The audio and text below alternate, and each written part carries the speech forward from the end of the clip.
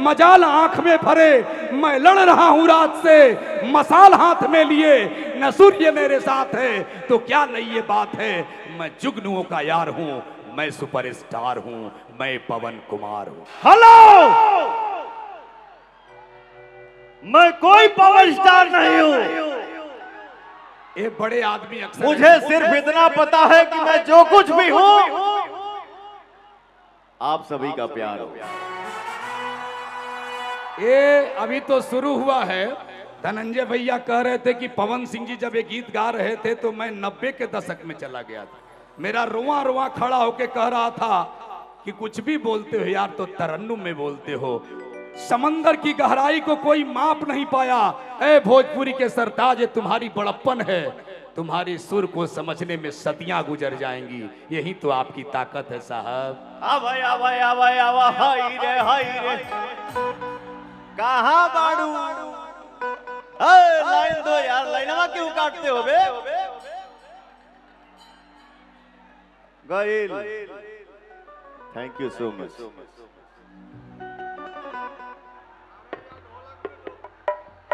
सारा एनर्जी ले भी तला अब के तो तनी मन सूर्या ही आ गई हो जा रहा है हो।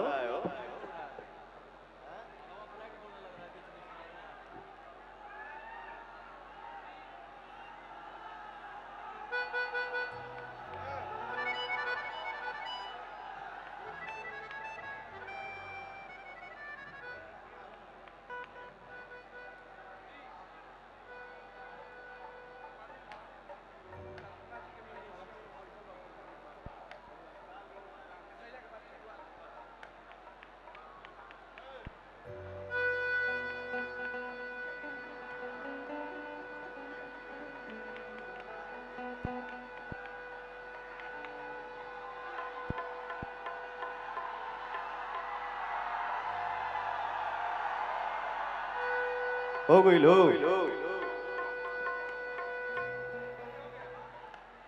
लोग सावन में जलवा चढ़ाइबे करी, भोले बाबा के अलख जगइबे करी। जबले दुनिया में सूरज चंदा रही, नारा बोल बम के हरदम सुनाइबे करी।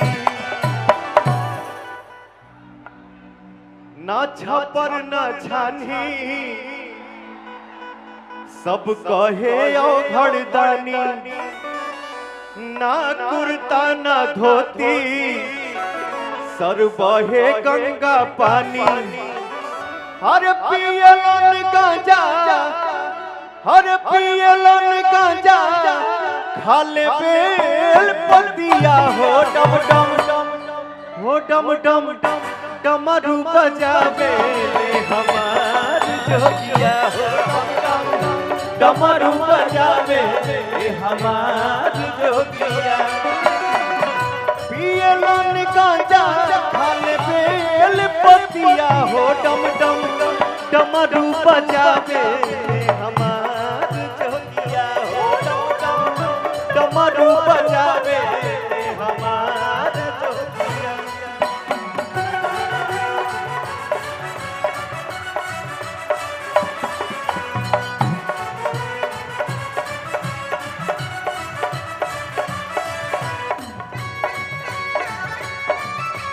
देखिए हमनी के भक्ति भाव में बानी जा भैया। अरे पियलन गांजा, पियलन गांजा, खाले बेल पतिया हो डम डम डमरू बजावे हमार जोगिया हो डम डम डमरू बजावे हमार जोगिया। प्रेम से बोली शंकर भगवान के।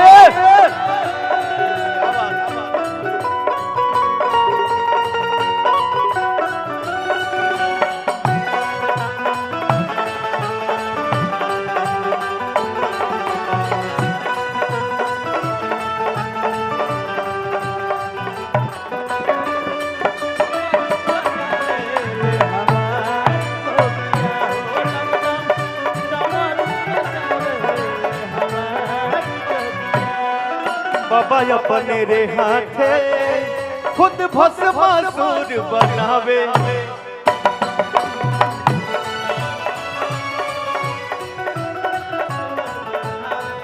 फिर वो करे रे डर से हई भाग के जान बचावे। फिर वो करे रे डर से हई भाग के जान बचावे। दोसरे के माया में मरा ले मतिया हो डम डम डम। हर दोसरे के माया में मरा ले मतिया हो डम डम डम। डमरू बजावे ले हमार जोगिया हो डम डम डम। डमरू बजावे ले हमार जोगिया।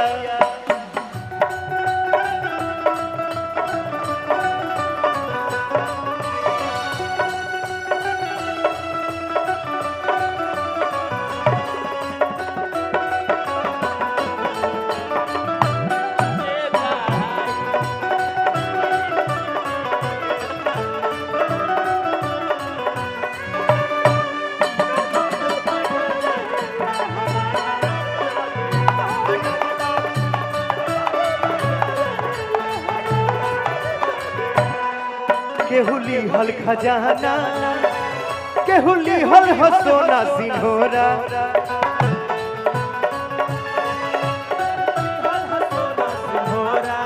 रवा को जब ये बाबा हाथ लागल जहर के कटोरा। हाथ लागल जहर के कटोरा। भांग पी भुलाइल रहस भांग पी भुलाइल रहस तीनों रतिया हो डम डम डम। डमरू बजावे ले हमार जोगिया हो डमरू बजावे हो डम डम डम। डमरू बजावे हमार जोगिया हो डम डम डम। डमरू बजावे डमरू बजावे हमार जोगिया। वाह रे राम वाह। बड़ी फुर्सत से भगवान बड़ी फुर्सत से आप सबके बनौले बड़े। इस मंच पे आपके भाई के साथ साथ एक बहुत बड़ा स्टार इस मंच पे मौजूद है। उस स्टार का नाम है भोजपुरी का बिलियन स्टार, जिसका नाम है मेरा छोटा भाई, मेरा प्यारा भाई रितेश पांडे। एक जोरदार ताली हो जाए हो भैया। आजा भाई हमारे।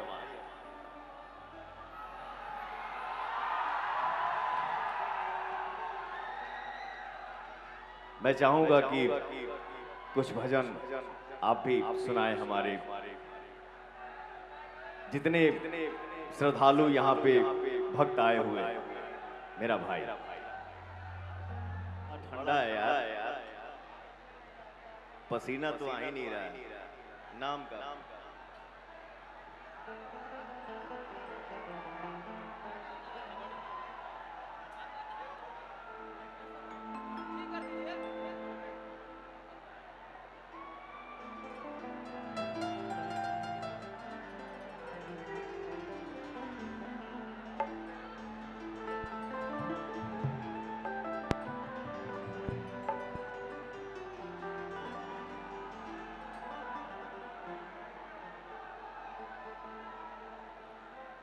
हमारे भाइयों के अंदर इतना जोश है कि अच्छा अच्छा साउंड काम ना करी,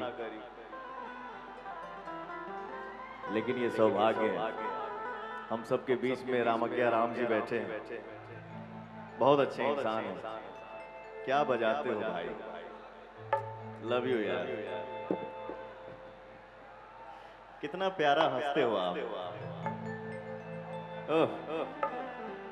हरि गंगा नहाइल बहुत बात नहीं खे गंगा नहाइल बहुत बात नहीं खे कांवर उठावल बहुत बात होला देवघर में आइल बहुत बात नहीं खे देवघर में आइल बहुत बात नहीं खे जलवा चढ़ावल बहुत बात होला जलवा चढ़ावल माथा झुकावल बहुत बात नहीं खे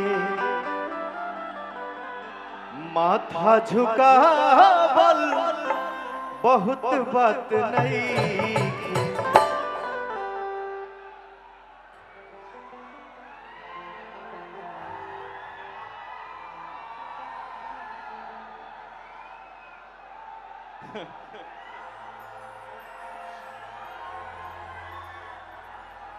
ये मेरा सौभाग्य है ब्रदर। कार्यक्रम हो जाए तो तब पीछे आके फोटो ले लिया। जी जी फोटो ले ले बना हमरे अम्मा की। आप लोग पीछे आके फोटो ले लीजिएगा प्लीज। अभी रुक जगा ली कि जाइए हम। माथा झुकावल बहुत बात नहीं खे चंदन लगावल बहुत बात होला माथा झुकावल बहुत बात नहीं खे चंदन लगावल बहुत बात होला।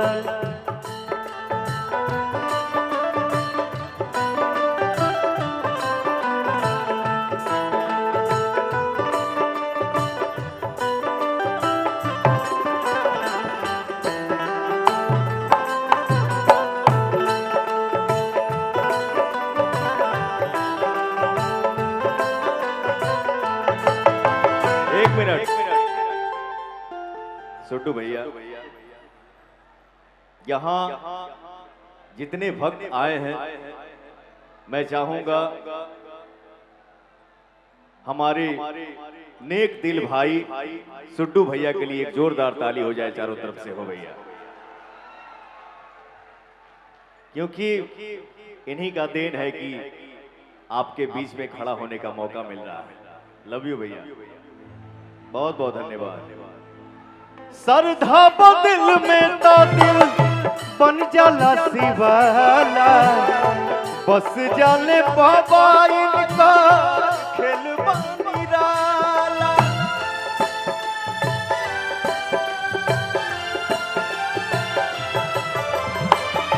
श्रद्धा दिल में तो दिल बन जाला शिवाला बस जाले बाबा इनका खेल निराला। ये लख जगावल बहुत बात नहीं खे ये लख जगावल बहुत बात नहीं खे जगा के जोगावल बहुत बात होला जगा के जोगा बहुत बात होला।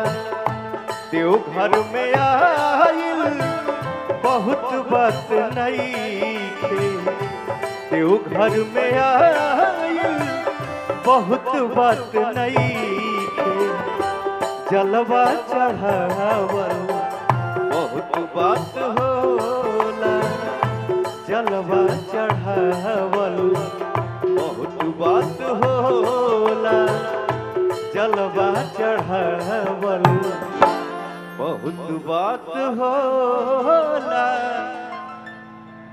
क्या बात है रामज्ञा जी कि थोड़े देर बाघाबा के छोड़ दो हम वही पर सवार हो जाई।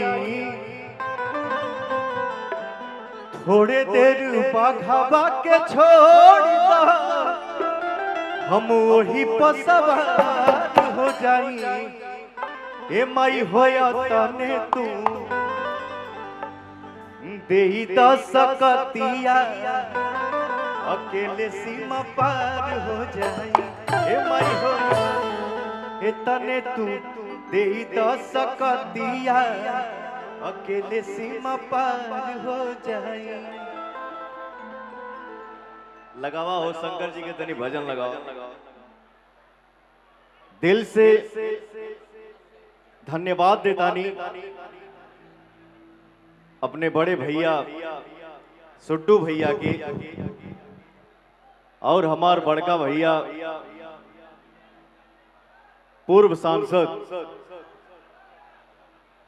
माननीय श्री धनंजय सिंह जी के,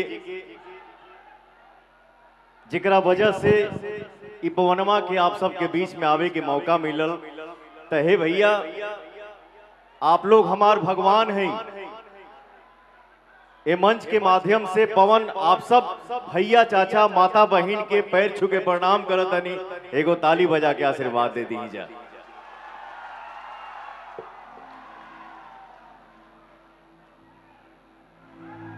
वाह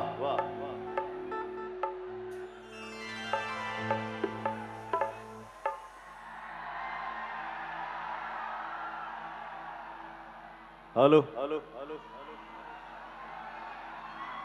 का हाल बा? एकदम बढ़िया ना, क्या बात है। मंच के सामने जे भी हमार भाई भैया जिन्होंने टीआरपी का फिल्म महल खड़ा कर दिया, जियो हॉट स्टार पे जिनके धमाल से एक बार फिर भोजपुरी खड़ी हुई, राजनीति में आए तो बिहार की माटी को सुवासित किया। एक गाना ने तो इतना तहलका मचा दिया, इस सावन ना बाबा के नैनवा बरसता, इस सावन ना बाबा के नैनवा बरसता। और एक और बड़ा धमाका गीत होगा जो आज अनाउंस करेंगे भैया। लेकिन आप लोगों ने टीआरपी किंग बनाया जिन्हें, उस शख्सियत को माइक दे रहा हूं। अब कुछ नहीं बोलना, बस भोजपुरी के लाजवाब गायक को माइक देते वक्त कहूंगा, स्वर्ग से पतित सुरसरिता को शीश थर ढाल पे बिठा लिया मयंक के प्रमाण है, लोक हित में समस्त जगती का विष पिया, भोले दानी तेरी तो महिमा परंपार है। एक विश्वनाथ हैं जो सबके नाथ हैं, और भोजपुरी के विश्वनाथ पवन सिंह। दुनिया जिसे पावर स्टार के नाम से जानती है, वो आपका दुलारा है, आपका प्यारा है, जिसने जिंदगी खूब जी और आपकी मस्ती के लिए जिया है।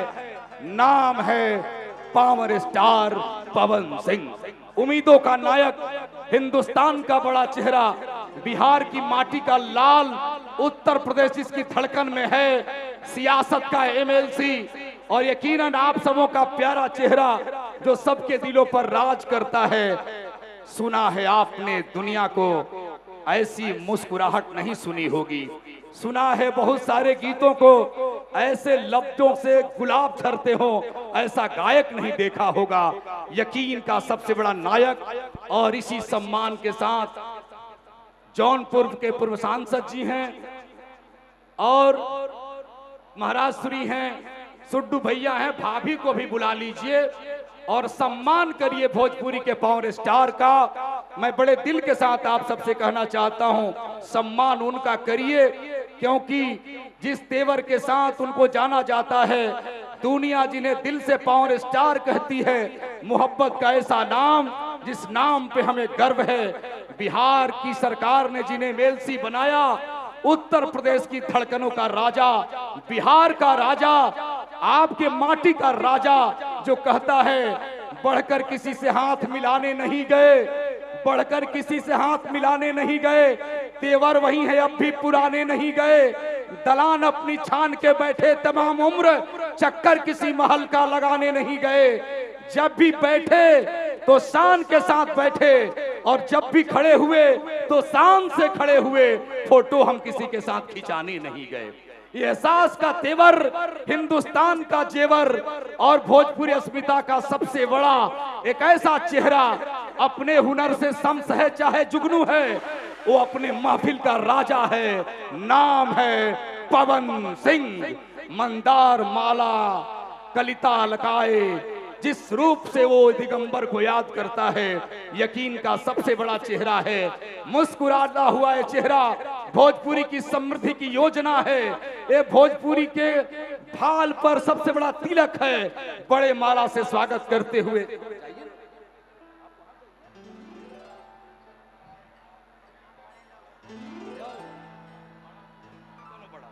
ये एहसास है, और साथ ही शानदार व्यक्ति का एक ऐसा पुष्प जिसे हम सब ने गढ़ा है, खिलाया है अपने उपवन में, वैसे माटी का लाल आपके बीच में है। भोजपुरी का एक ऐसा फनकार जिसकी दीवानी पूरी दुनिया है। यशस्विता के प्रतीक, भोजपुरी के भाल, भोजपुरी की चाहत और उसकी बुलंदी के नया हीरा आदरणीय श्री पवन सिंह जी। एक बार दोनों हाथ ऊपर उठा करके जोरदार ताली बजाइए, पावर स्टार पवन सिंह।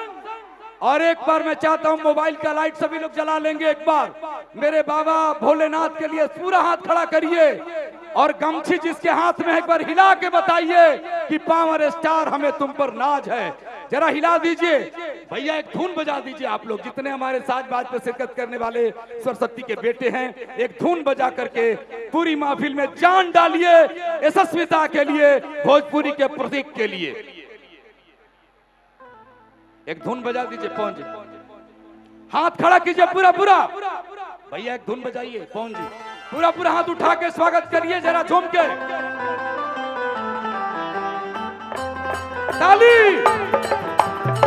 यही है ना, जैसे उस वक्त आप रिपीट वगैरह वैसे ही कर दीजिए ना, इसका डिले वही है। हेलो हेलो चिक, थोड़ा डिले इसमें और आएगा दादा, और हाँ रिवर्ब काटिए ना इसका, रिवर्ब। हेलो रिवर्ब सस्टेन काटिए इसका, ठीक है ना, डिले रखिएगा बढ़ा करके, डिले। हेलो हेलो चिक, हेलो हेलो चिक, हेलो और दादा बढ़ेगा डिले, हाँ बढ़ेगा, और सर को और लगता है डिले, और लगता है। हेलो हेलो चिक, हेलो हेलो चिक, हाँ ठीक ठीक है दादा, ठीक ठीक, एक मिनट में दिखवा देता हूँ। हाँ बोलिए ना, बोलिए ना। हाँ हाँ साइड फिल में आएगा दादा, वोकल साइड फिल में और बढ़ा दीजिए। हाँ हाँ ठीक, थोड़ा साइड से अगर खाली करवा दिया जाएगा, जो स्पीकर लगे वहां से लोग हट जाएं, स्पीकर के पास से लोग हट जाए, स्पीकर के पास से साइड फिल और बैक में जो लगाए साइड फिल, सब में वोकल बढ़ा के रखिएगा। हेलो हेलो चिक चिक, हेलो हेलो चिक, ठीक है। हाँ ये आगे का बड़ा ही मॉनिटर में वोकल। हेलो हेलो चिक, हेलो हाँ हेलो चिक चिक चिक चिक, चलिए ठीक है, हाँ ठीक। मंच पूरा पूरा खाली करिए, 2 मिनट के अंदर मंच खाली करवाइए भैया प्लीज। सभी लोग चलें, चूंकि वोकल नहीं मिल रहा हम लोग को कान में। चलिए उतर जाइए प्लीज प्लीज, जितने भक्तजन हैं मंच को खाली करें, कोई मंच पे नहीं रहेगा, कोई खड़ा। मंच खाली करिए 2 मिनट में, तब कार्यक्रम शुरू होगा। वोकल दादा साइड वाले में भी बढ़ा दीजिए, सब अच्छा अच्छा करिए। और रितेश भैया जोर से बोलिए बाबा भदेश्वर नाथ के। बाबा भोलेनाथ यहाँ पर उपस्थित सभी श्रद्धालुओं का कल्याण करें।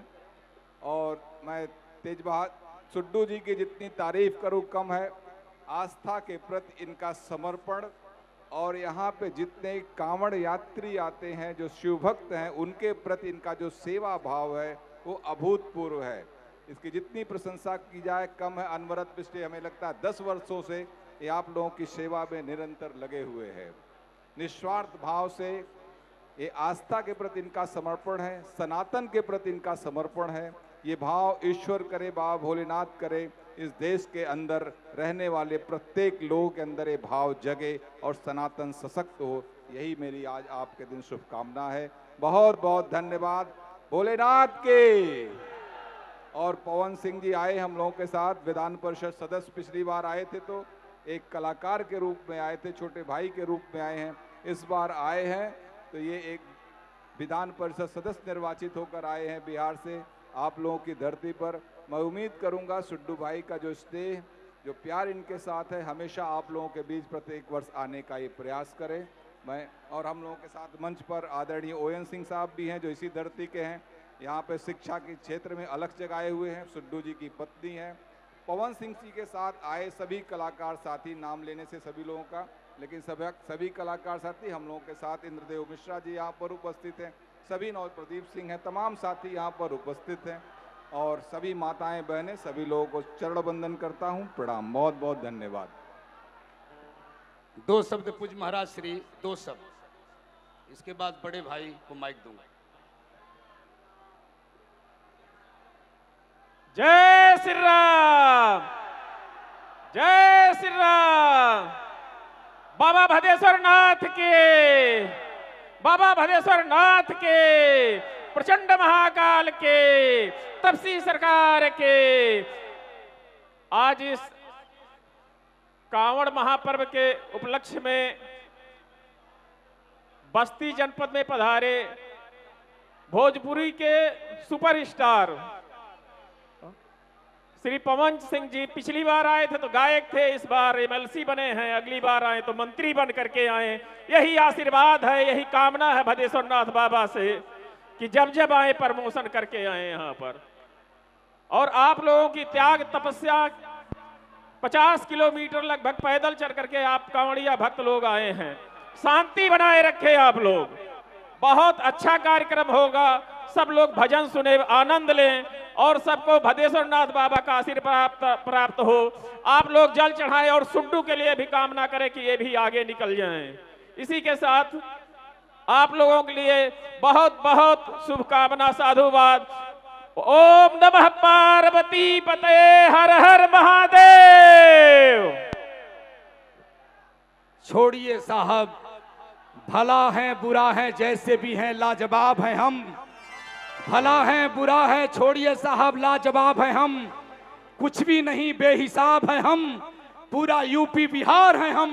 पावर स्टार हैं हम, पवन कुमार हैं हम, गुलाब हैं हम, लाजवाब हैं हम। इस एहसास के साथ बिहार की माटी का लाल, उत्तर प्रदेश की धड़कनों में बसने वाला, संपूर्णता का दायित्व लेकर के चलने वाला और पूरे भोजपुरी का ताज अपने माथे पर रखने वाले आदरणीय पवन सिंह जी हम सबों के बीच में हैं। रितेश पांडे जी पधारे हैं, शिवानी सिंह जी पधारी हैं। एक समृद्ध गायकी का संपूर्णता, ये समझिए शंकर भगवान का दरबार हाजिर हुआ है। और अब हम मंच को खाली करेंगे और माइक दूंगा भोजपुरी के सस्मिता के सबसे बड़े प्रतीक, तुम्हारे बिना भोजपुरी अधूरा, तुम नहीं हो तो हम कहां पूरा। हे भोजपुरी के पावर स्टार, तुम सचमुच लाजवाब हो, बेमिसाल हो। अदब के साथ ये माइक देता हूं भोजपुरी के पावर स्टार को, बिहार की माटी का एमएलसी साहब। थोड़ा सा आप लोग बैठ जाइए, आप लोग बैठ जाइए, कैमरा उधर भी लगा है।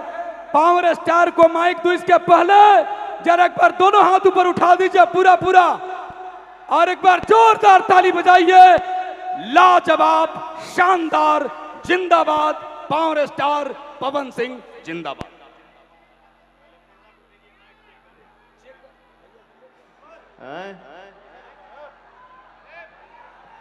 हेलो रविरंजन जी, लीजिए माइक है यहाँ पे, है। यहाँ मत पहुंचिए। हेलो, देखिए थोड़ा इसका बढ़ा दीजिएगा। कोयल यदि बाग में कूक दे तो वहां उल्लास आ जाता है, और पवन सिंह जी मन से कूक दे, आवाज दे तो हिया में उल्लास आता है। एक ऐसा कलाकार जो भोजपुरी को ऐसे गाता है जैसे भोजपुरी आकर के आंगन में बैठ के तुलसी बन जाती है। ऐसे गाते हुए पवन सिंह को सुनिए जैसे तुलसीदास जी ने मंदाकिनी के तट पे या काशी के गंगा के घाटों पे बैठ के रामचरितमानस गुनगुनाया होगा। अभी जिस तरह का गीत पवन जी ने दिया है वो भोजपुरी के स्वर्णिम दौर का सबसे बड़ा साफा है जिसे हमने सर पे बांधने का काम किया है। यकीन मानिए आने वाली नस्लें कहेंगी, तुम्हारी शख्सियत से सबक लेगी ये नई नस्लें। मंजिल पर वही पहुंचा है जो अपने पांव चलता है, मिटा देता है कोई नाम तक के खानदानों का, किसी के नाम से मशहूर होकर गांव चलता है। ये जब मशहूरियत की जब जब बात आएगी तब तब भोजपुरी का कोई कलाकार हारमोनियम को छेड़ेगा तो पवन सिंह के ध्वनि को सुनते हुए उसका विस्तार करेगा और यही भोजपुरी का पांचजन्य शंख बनेगा। यकीन मानिए, एक गीत यदि ये दिल से गा दे, हारमोनियम प्ले करके गा दे तो भोजपुरी की ताकत का पता चलता है। इसलिए इन्हें कहा जाता है कि मैं पावर स्टार हूं, बेअदब समय खुमार हूं, मैं मुश्किलों से क्या डरूं, मैं खुद कहर हजार हूं, ऊंच नीच से परे